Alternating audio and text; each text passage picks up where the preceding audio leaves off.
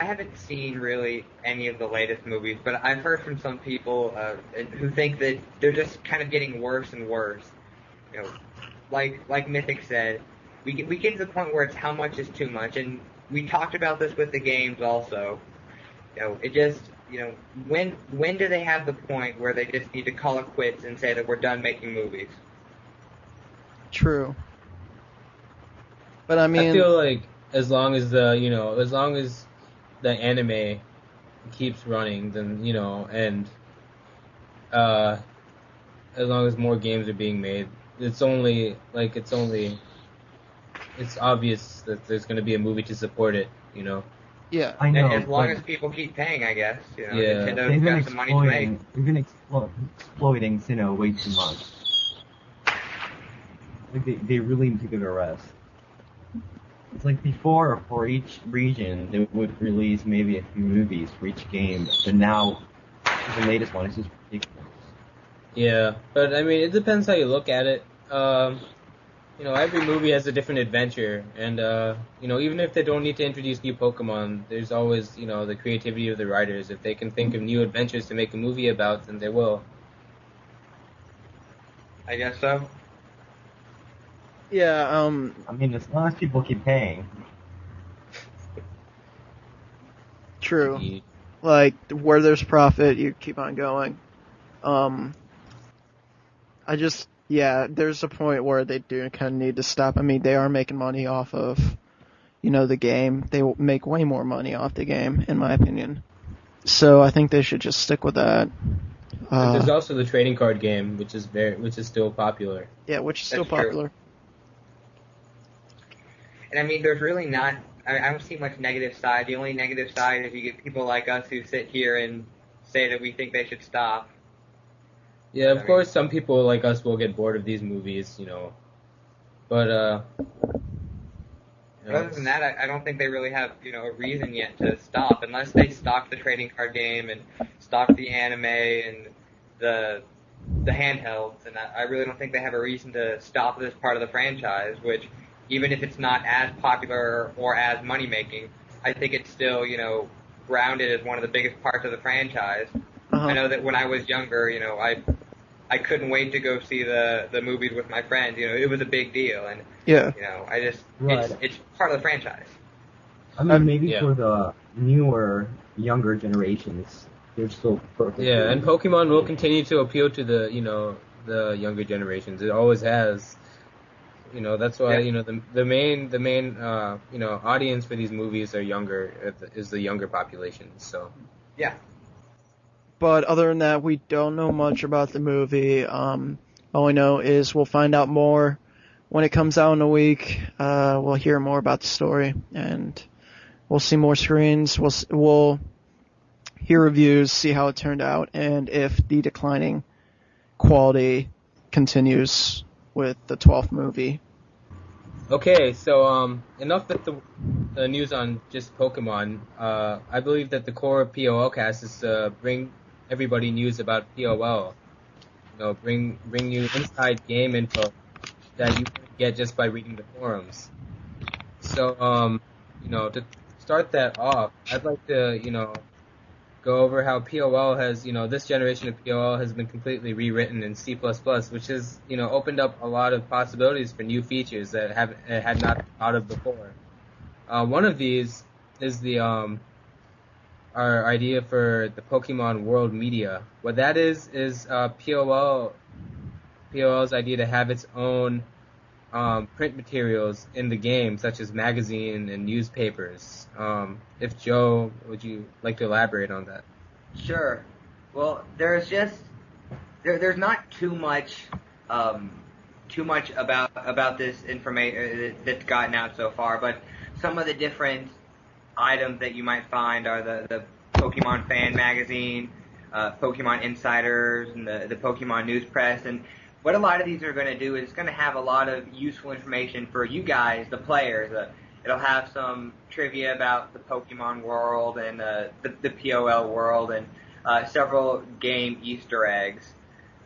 They're going to be all throughout the game and published in all 4 regions. You'll be able to find them where you go. That's that's about all we have. I'd like to say that, like, you know, this Pokemon World magazine idea of ours, it opens up lots of contribution opportunities for you members as well. It's totally, all the articles will be written by our staff members and anybody else who wants to help out. Of course, you'll be submitting your articles and we'll review them and see if it's okay. If it's, we'll take the best articles and publish them.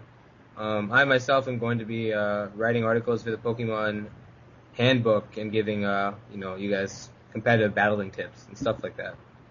Awesome. Yeah. What else do we have scheduled for POL? Well, something that is, like we discussed earlier, Pokemon Heart Gold and Soul Silver. The POL developers are actually planning on taking these sprites from POL Heart Gold and Soul Silver and putting them into the game. So we have more updated sprites, the most updated sprites you'd get from a Pokemon game, which I think is pretty neat and puts us ahead of the pack if, what do you guys think? Yeah, definitely. I guess, do we know in which release those are going to come out? Well, the game comes out in Japan in September. That's probably the earliest. Mm-hmm. Yeah. Well, that's definitely something that you guys can be on the lookout for, as we continue to update to go along with the newest games and movies and anime that come out. That's going to be one thing I think that's going to make us a lot better than any other Pokemon MMO you're going to find. Mm-hmm. Is that we're going to be continually updating, continually making sure that you guys have the newest things to play, to enjoy, and to make this game the best. And that's what we're striving to be, is to be the one game that you guys will come to, to check out and go and fulfill your MMO Pokemon dream, one totally. One game that you really want to check out. Yeah, aside from the plans to convert the Heart Gold and Soul Silver graphic into the POL 2D format, our programmers are also, are currently working on creating our own battle system that'll include all the in-game mechanics from all the games, so players can have the competitive battling experience that you would get from the battle simulators in Net Battle and Shoddy Battle. Our co-host Herbert actually has more information about the progress with the battle system right now, so I'll pass it to him.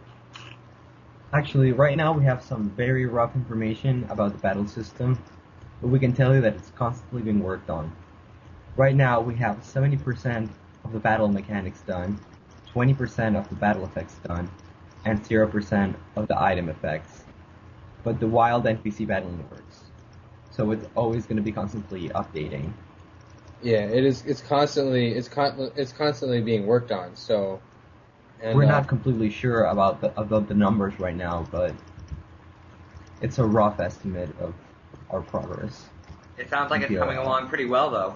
Yeah, it is. We only have one programmer doing all of that, and I think he's nobody really on the forums is doing a great job. Yeah, I mean, everyone who's, who worked on the wiki's pretty, booked, which is good. Of course, we got mappers and all that doing their job, and everyone's doing an amazing job to get this game out as soon as possible. On this episode, we have our guests, Pandepic and Kiyo from the forums. They've been sitting in. What we're going to do on this episode is actually ask them some questions about POL. So let's start with you, Kiyo. Okay. So just some general questions. How long have you been with POL? What's kind of your story? What got you involved? I've been here for about 2 years now, I guess, and I joined because Crystal made me join. She was like, "Hey, read my story," and I was like, "Oh, okay." And I ended up joining, and she wanted me to post my story, so I did that, and wasn't really active. I kind of just lurked until the temp forums came up, and then I became a little more active. And yeah, nothing exciting.